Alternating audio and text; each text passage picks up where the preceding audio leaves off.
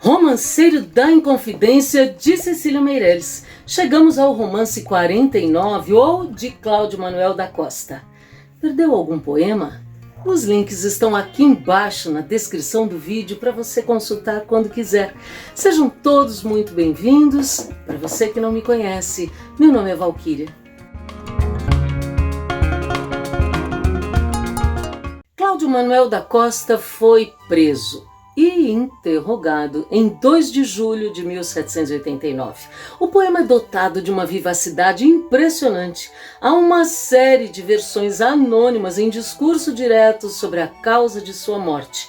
Suicídio? Assassinato? Estaria vivo? Vamos ver? Que fugisse, bem lhe dissera o embuçado, que não tardava a ser preso, que já estava condenado, que os papéis queimasse-os todos. Vede agora o resultado. Mais do que preso, está morto, numa estante reclinado, e com o pescoço metido num nó de atilho encarnado. Isso é o que conta o vizinho que ouviu falar o soldado. Mas do corpo ninguém sabe, anda escondido ou enterrado. Dizem que o viram ferido e não sufocado, de borco em poça de sangue por um punhal traspassado. O poema inicia-se retomando o aviso do embuçado a Cláudio Manuel da Costa. Já falamos sobre isso, é o romance 38, está no nosso vídeo 43. Depois você dá uma olhadinha aqui na descrição do vídeo para encontrar o link. Que fugisse, bem lhe dissera o embuçado, que não tardava a ser preso, que já estava condenado, que os papéis queimasse-os todos. Vede agora o resultado. Mais do que preso, está morto. Teria sido encontrado na prisão ou na sala de interrogatório, numa estante reclinado. Uma das versões sobre a morte do nosso poeta é a de que ele teria se enforcado com um atilho, que é um amarrilho, um cordão, e com o pescoço metido num nó de atilho encarnado, que é vermelho. A outra extremidade desse cordão estava amarrada a uma tábua na prateleira. E por aí vai o disse-me-disse. Isso é o que conta o vizinho que ouviu falar o soldado, mas do corpo ninguém sabe. Pois é, não houve enterro, então começam a especular. Anda escondido, será que ele estava vivo ou enterrado? Dizem que foi encontrado ferido, de borco, de bruços, numa poça de sangue, traspassado por um punhal. Essa era outra versão que corria como boato em Ouro Preto. Um médico militar teria sido chamado para atestar a causa da morte e, ao perceber várias perfurações nas costas, teria fingido enlouquecer no momento. Assim, o médico não teria que mentir sobre a causa da morte e não se indisporia com as autoridades que teriam matado Cláudio Manuel da Costa no interrogatório. Dizem que não foi atilho, nem punhal atravessado, mas veneno que lhe deram na comida misturado, e que chegaram doutores e deixaram declarado que o morto não se matara, mas que fora assassinado, e que o visconde dissera: dai-me outro certificado, que aquele ficou perdido por um tinteiro entornado. E quem vai saber agora o que se terá passado? E continua o falatório. Dizem que não foi atilho nem punhal atravessado, mas veneno que lhe deram na comida misturado. E que chegaram doutores e deixaram declarado que o morto não se matara, mas que fora assassinado, e que o visconde dissera: dai-me outro certificado, que aquele ficou perdido por um tinteiro entornado. Isso significa, olha, redija outro atestado sobre a causa da morte, porque aquele ficou imprestável. Caiu tinta de um tinteiro em cima. E assim o médico teria entendido o recado e mudou a causa da morte para suicídio. E quem vai saber agora o que se terá passado? Talvez o morto fosse outro em seu lugar colocado. A sombra da noite escura encobre muito pecado. talvez pelo subterrâneo fosse ao palácio levado. Era homem de muitas luzes, pelo povo respeitado, secretário do governo, que vivia em um grande estado, casa de 30 aposentos, muito dinheiro emprestado, e do velho João Fernandes, dono do cerro, afilhado. E as especulações continuam. Talvez o morto fosse outro em seu lugar colocado. A sombra da noite escura encobre muito pecado.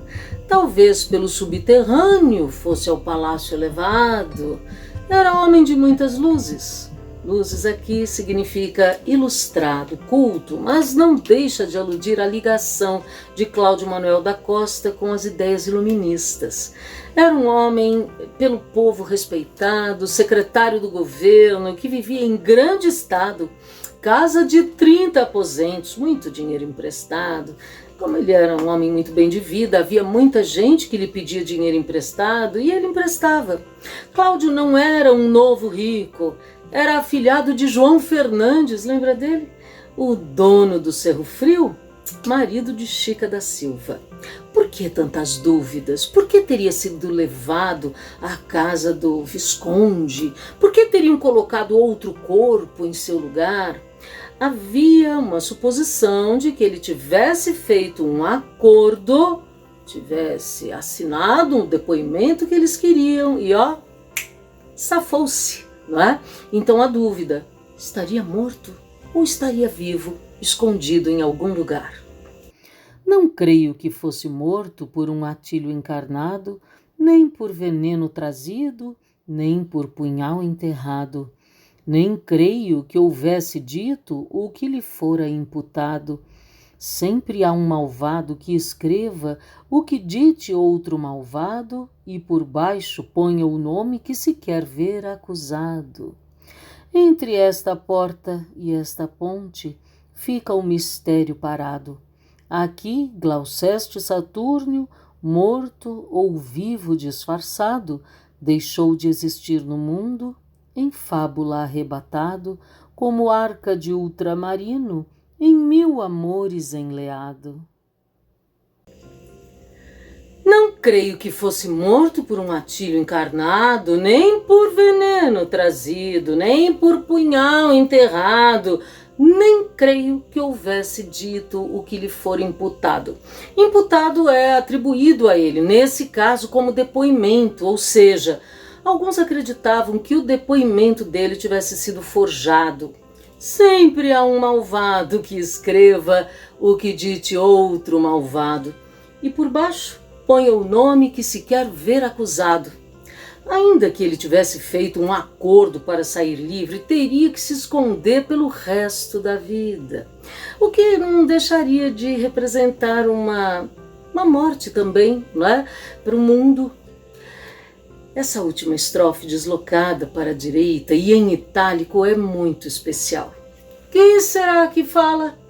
O próprio Cláudio, usando seu pseudônimo de poeta Árcade, Glauceste Satúrnio.